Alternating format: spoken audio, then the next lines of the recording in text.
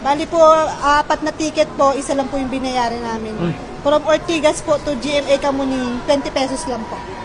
I was so thankful kasi talagang nakabawas ang babayaran namin, di ba? Malaki talagang advantages. Ang isa sa pinagtuunan din natin ng pansin nitong mga nakarang linggo ay ang transportasyon. Inanunsyo ko ang pansamantalang paghihinto muna ng EDSA Rebuilding Program. Ang sabi ko nga ay masyadong matagal naman yung 2 taon para maabala ang mga kababayan natin. At hanggat wala akong nakikitang solid na mga rerouting plans at masiguro na handang-handa na mga LGU, huwag muna natin gawin. Ayusin muna natin ang plano. Nag-inspect din tayo ng MRT at nalunsad natin ang programang 1+3. Kung mapapansin nyo sa mga MRT station natin, bumilis na ang andar ng pila.